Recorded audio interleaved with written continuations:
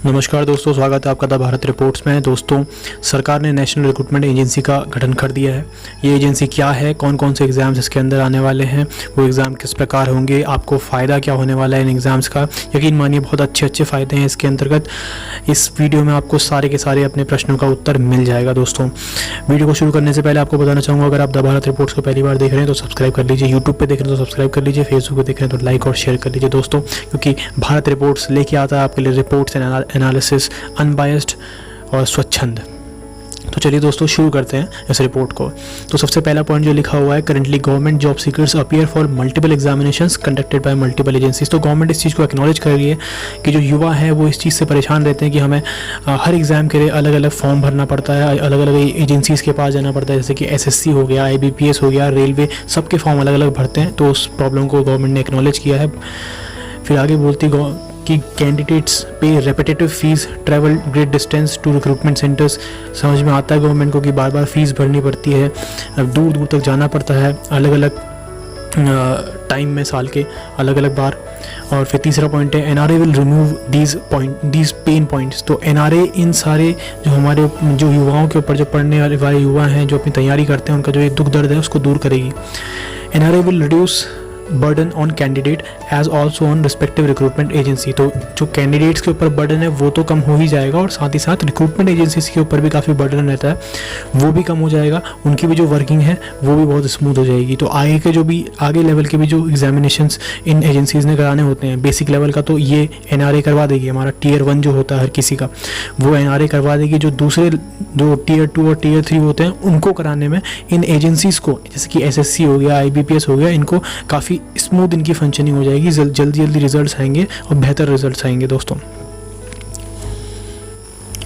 अब ये दूसरा स्लाइड है, यहाँ पे बताया गया कि देखिए, separate CET to be conducted for 3 levels. तो 3 लेवल्स के लिए अलग अलग CETs होंगे। ग्रेजुएट वालों के लिए अलग सीट कॉमन एडमिशन टेस्ट होगा, हायर एजुकेशन लेवल वालों के लिए अलग कॉमन एडमिशन टेस्ट होगा, 10th पास जो है मेट्रिकुलेट वाले जो हैं उनके लिए इनके लिए भी अलग से होगा।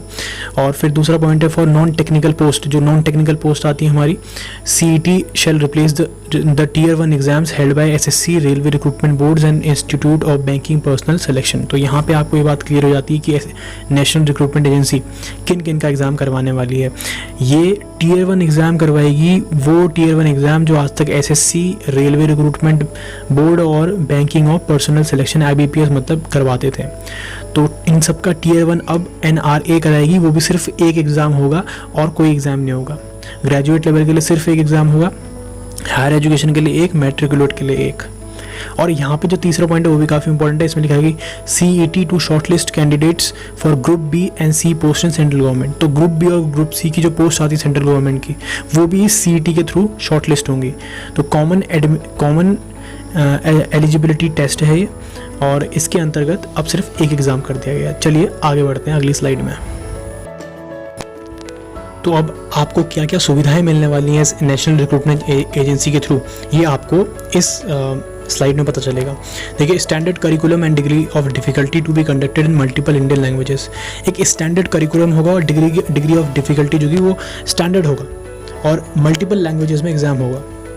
दूसरा पॉइंट है, based on common eligibility test score, final selection to be made through separate specialized Tier 2, Tier 3 examinations conducted by respective recruitment agency। तो जैसे ही आप Tier 1 NRA द्वारा देते हैं, उसको क्लियर करते हैं, फिर आप Tier 2, Tier 3 देने के लिए अपनी सेपरेट एजेंसीज़ के पास चले जाएंगे। अगर आपने SSC के लिए फॉर्म भरा था तो आप SSC की एजेंसी द्वारा Tier 2 एग्ज़ाम देने के लिए जाएंगे। अगर आपने रेलवे के लिए भरा था अपना Tier 1 एग्ज़ाम NRA में, तो आप रेलवे के पास जाएंगे अपना Tier 2 देने।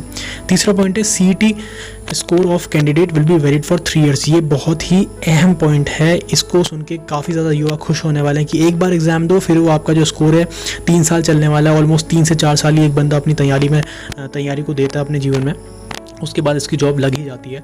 तो ये काफ़ी इंपॉर्टेंट पॉइंट है कि आपको Tier 1 एग्ज़ाम सिर्फ अब एक ही बार देना पड़ेगा, चाहे आप SSC के लिए दे रहे हैं, रेलवे के लिए दे रहे हैं, या फिर IBPS के लिए दे रहे हैं। और no restriction on number of attempts. लेकिन अगर आपको लगता है कि यार मैंने Tier 1 एग्ज़ाम दिया और मेरा एग्ज़ाम अच्छा नहीं गया, वो जो स्कोर है अच्छा नहीं है, तो आप फिर से एग्ज़ाम दे सकते हैं। जो बेस्ट स्कोर होगा वो आपका उसको मान्यता मिल जाएगी। तो Tier 1 दीजिए, जितनी बार देना है दीजिए, एक बार भी देना है वो भी चलेगा। उस एक बार में आप अच्छे मार्क्स ले आते हैं, आपको लगता है 3 साल चल जाएंगे तो कोई दिक्कत नहीं, आप टेंशन फ्री हो जाते हैं Tier 1 से।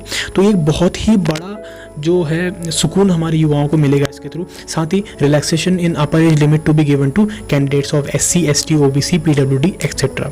तो इन सबको अपर एज में रिलैक्सेशन मिलेगा। कुछ और जो खास बातें हैं NRA से रिलेटेड, इस Tier 1 एग्ज़ाम से रिलेटेड जो तीनों एजेंसी के लिए एक साथ होने वाला है वो भी जान लेते हैं। लिखा है कि NRA आपका साल में 2 बार होगा। एक बहुत ही अच्छी बात है, ये रेगुलर बेसिस पे होगा जहाँ तक है हमें लगता है। Registration of applicants, generation of roll numbers, admit cards, display और marks, merit etcetera will be done online. सब ऑनलाइन काम होने वाला है। Bulk of the candidates will be screened out during CET।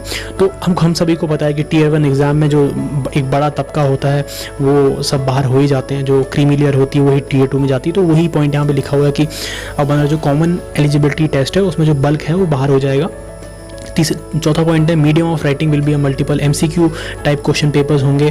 और 5th पॉइंट फिर से वही लिखा हुआ है, number of candidates appearing in the specialised exams will be reduce to nearly 5% of the total number of candidates. मतलब कि अगर 100 लोगों ने Tier 1 मतलब NRA में टेस्टिंग दी है, अपनी Tier 1 दिया है, तो उसमें से सिर्फ 5% लोग ही आगे जाएंगे अपने Tier 2 और Tier 3 देने के लिए अपनी रिस्पेक्टिव एजेंसीज़ में।